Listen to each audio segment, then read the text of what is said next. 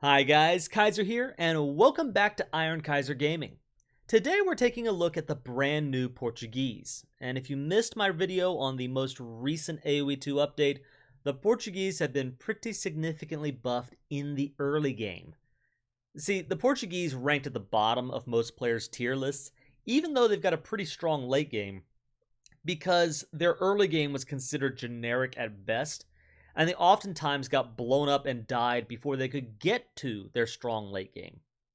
Well, that has been adjusted now with a really flexible, really interesting bonus where their foragers gather 1 wood for every 3 food in the berry bush. So not only do these berry bushes have 125 food each, but for 6 berry bushes, you've got 250 bonus wood hiding in there.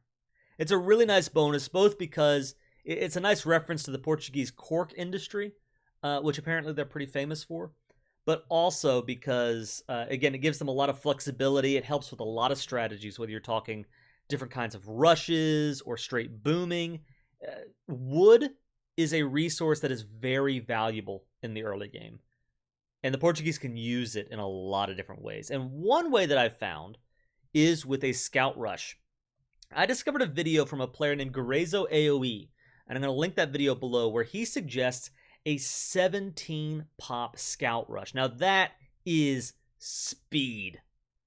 And there are other ways you can use this bonus, but this one I thought was a pretty exciting way to show off how the Portuguese bonus can be used. So let's go ahead and dive right in, and our early moves are going to be very important, which is why I've got the video paused right now. Let's go ahead and go. Out of the gate, we start with our normal move. 2 houses down, we get our sheep under the TC. But what I'm doing is I'm using every sheep but one, or goat in this case, to scout and try to find more resources. I just barely missed that elephant. That would have been perfect.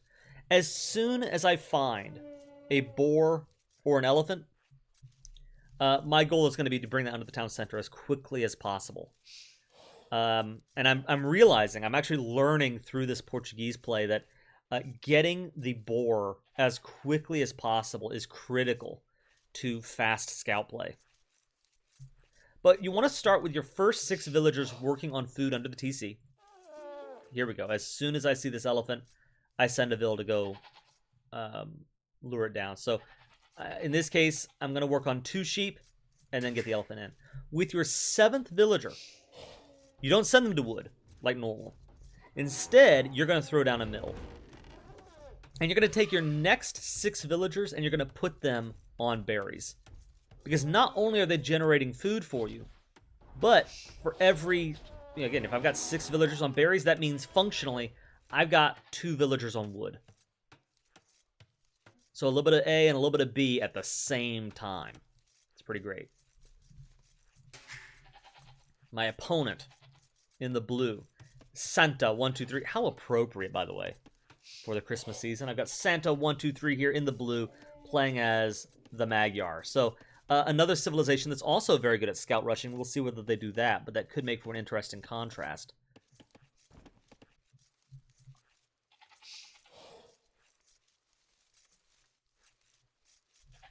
Hola. Now, one of the things that I keep making a mistake on, and you've got to, if you're going to take this build, one of the things that you want to make sure that you do is don't let yourself get housed.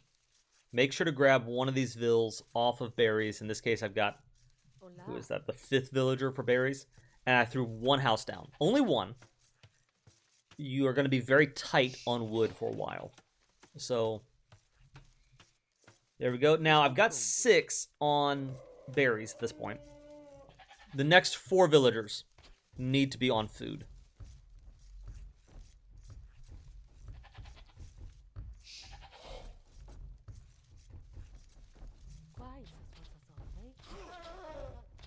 Alright. Elephant down.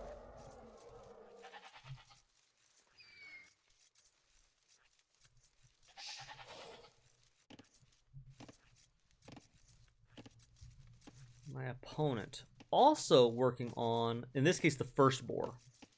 1 boar down.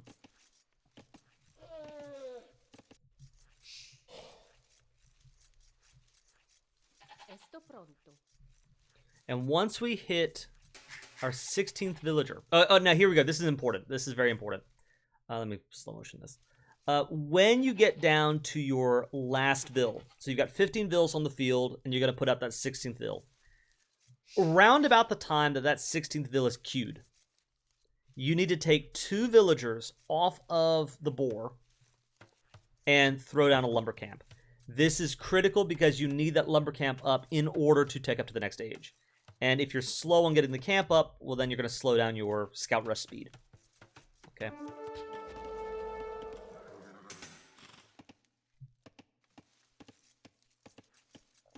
All right, I have found my opponent. I've identified some weak areas.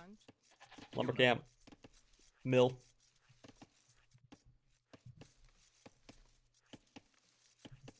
And I'm already at 6.5 minutes, taking up to the next age. Now, is my gameplay here perfect? No, it's not. I've got 30 seconds of idle TC time, which is not something I should have. That's not part of the build. That's my inefficiency with this build. I've been practicing it, but I don't think I've mastered it yet. I'm not much of a feudal age scout rusher anyway, especially not at this level of speed. This is a new skill that I'm learning.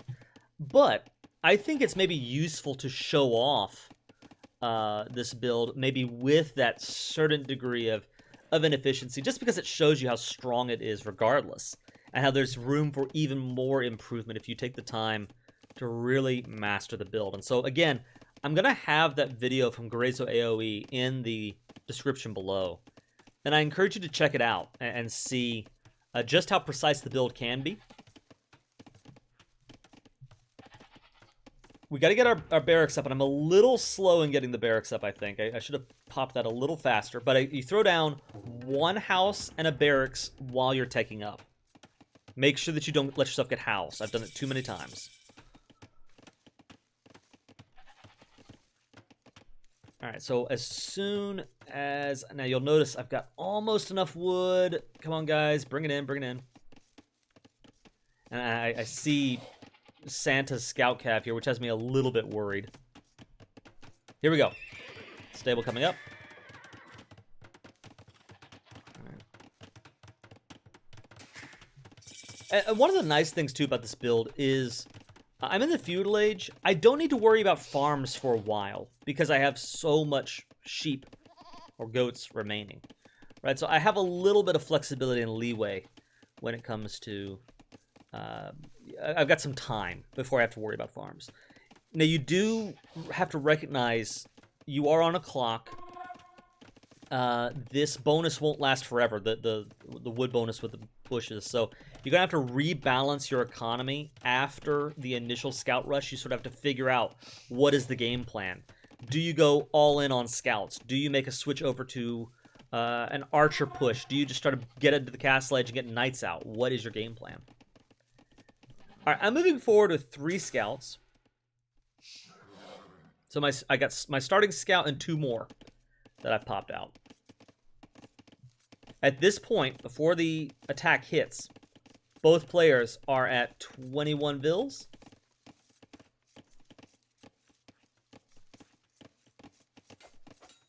And here we go. I'm hitting him. 1 down. What I've been trying to do is use one of my scouts to get in front of the vill in order to slow them down and make sure that the kill goes through. So 2 vills down, giving me a 2 vill lead here. And probably even more important than the actual kills, or I'll say maybe at least as important as the actual kills. Take a look at this the idle TC time and the idle eco time. That's 8 minutes of vills standing around doing nothing. Good, good, good. All right, so at this point now I'm up 4 vills over my opponent. That's the good news. The bad news is, and I should have predicted this, Santa going in with a pretty strong scout rush of his own. In fact, he's going pretty heavily into a scout rush with 5 scouts on the field. And because he's the Magyar, he has the forging upgrade already up on his scouts. So they're going to hit harder than mine do. The good news is I did scout this myself, so I do have some spears up already. which will be a little bit helpful, and I think will minimize the amount of damage that he would do.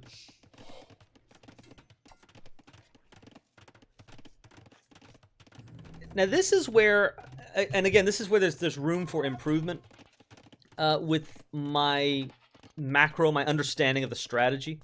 I decided to try to go for an archery range and go for maybe getting some archers out and covering his critical resources. I'm thinking, well, maybe if I can get some archers on gold, some archers on wood, I could just choke him out, right? I'm working on that while I'm also trying to repel this scout push, which is very annoying.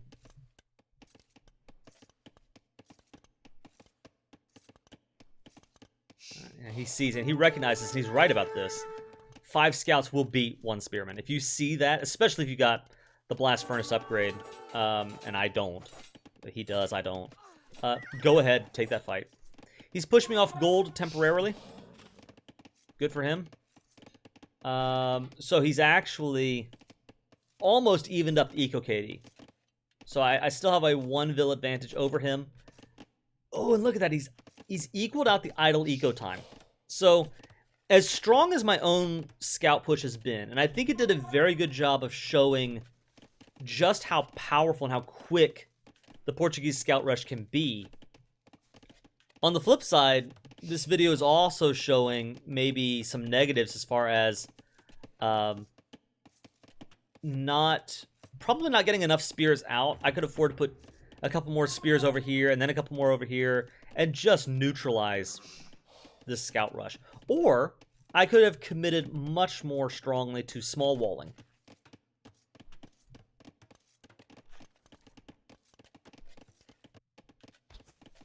And this is where, this is the low point of Kaiser's gameplay here, where I got out a couple of archers. I set this one to stand ground here on the gold, and my thought process was, yeah, this would be perfect if you caught your opponent completely by surprise and it doesn't have military out yet. You know? Then you're able to just claim that gold. But instead, he already had scouts out. I should have known better. And I blindly... I kind of had a game plan in my head before the game started, and I didn't stop to consider the actual lay of the land.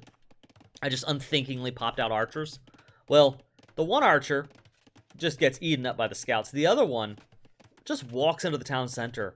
I don't know what he was doing. I think I was sending him to the other gold and didn't realize the walls were up and he go all the way around, but that other archer just gets blown up. So that's a waste of wood and gold right there. Kind of frustrating. The good news, though, is my opponent has picked up some idle TC time. I'm going to credit at least some of that to the pressure I've been putting on him.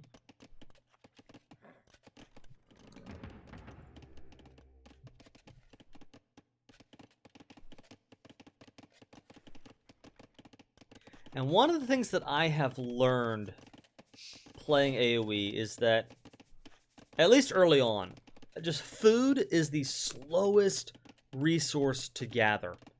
And so it's very hard to say, oh, you've got too many farms. I mean, I guess such a thing does exist, but in my experience, it's way more often that I've accidentally put far more on gold than I need. Or I put far more on wood than I need, and I'm floating thousands of wood. And I should have been taking those, some of those lumberjacks and putting them on farms sooner, because what I really need are farms. I really need food. And if you really need food, well, that means put more on farms, especially when I've decided what my game plan is going to be. Get into the castle age and start pumping out knights. Yeah, I've just decided, he's already got the scouts going, and what I'm thinking in my head is maybe I can turn my lemons into lemonade. Yeah, I lost some archers, but maybe I can convince him that I'm going into archers and he'll pick up a lot of skirms, and then he'll be surprised when I go knights. That's kind of what's in my head. Alright, both players now going up to Castle Age at almost the same time. I do have a 3 vil advantage over my opponent. We've got the same amount on gold. I've got more on food than he does. A few more. And a little bit more on wood, too.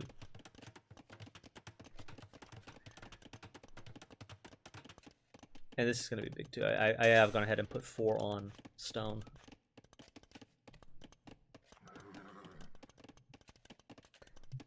As I'm teching up to the next stage, and I wait until I start the Castle Age tech, because the Castle Age tech takes so long to pick up. You want to start with that and then grab the various techs that you want for your knights. So I've got Bloodlines coming in, I've got Forging coming in, but that's only taking place after I got Castle Age. Now, if I remember right, I did pick up Scale Barding armor in the Feudal Age for my scouts. I might be mistaken on that, but what I would do, especially if you're only going to do 2 or 3 scouts for a scout rush, don't pick up the blacksmith techs. Start going up to Castle Age first, and then as you're going up to Castle, go ahead and pick up the other techs.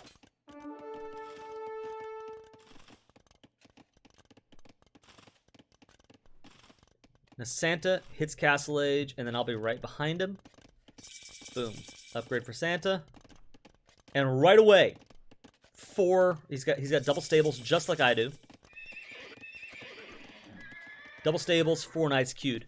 Same thing for me. Hit Castle Age, double stables for knights. The difference is I also immediately go to my blacksmith and pick up chain barding armor.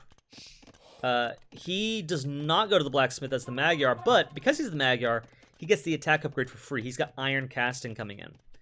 Now, in a knight versus knight fight, to my understanding, that doesn't really make a difference. It's +1 attack for him, but +1 defense for me. They equal each other out. So I don't think that makes a difference as far as that goes. But I think that the chain barding armor is still the better upgrade here to get. And I would prioritize the armor over the attack, because what happens if we get into a knight versus knight fight and I win that battle? Well, that means that I can go under his town center and I can raid, and the TC's arrows will do significantly less damage to my knights because I have the tier 2 armor.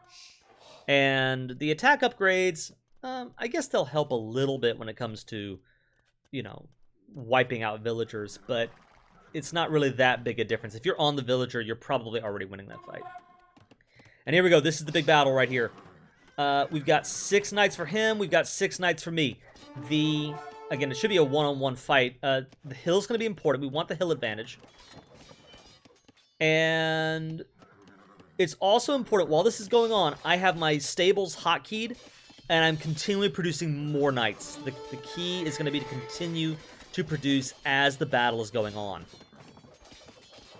So trying to stay on top of the hill, trying to focus fire. That's the other thing too. I'm selecting all my knights to target the same enemy. I believe his knights are, their damage is split, which is why I have several knights that are low on health, but as long as they're alive, they're doing damage. And his guys are getting focus fire down, and so that's why I win this fight. I have 5 knights alive to his 1 right now. I think he's got 2 more in the back. Yeah. Alright. And I am happy as a pig in mud to take on his knights 1 at a time. If I can take my full force and take him on 1 at a time, I'm going to win that battle every time. So I've broken in. And meanwhile, I'm trying to keep my eco going at home. Continuing to produce vills out of my town center. Continuing to pick up eco upgrades. I think we haven't seen this yet, but I'm going to pick up the next wood upgrade in just a second here.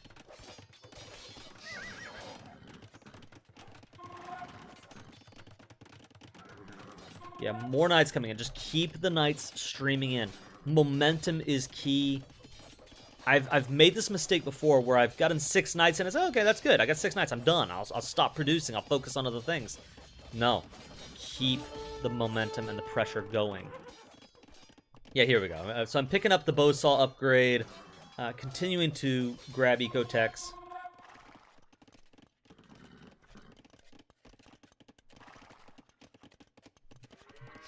And at this point now, I've got, how many is this here? That's 11 knights versus his 7.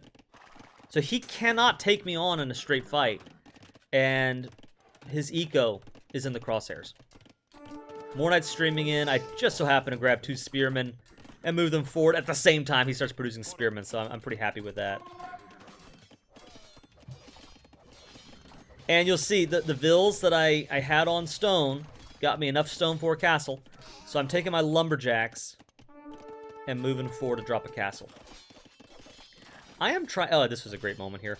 2 vills, I split off to the side, starting to attack the farms and distract, while the rest get into the wood line. Putting pressure in multiple locations. At this point, I'm up 12 villagers, even though he has an extra TC on me. The idle TC time is climbing. The idle eco time is through the roof.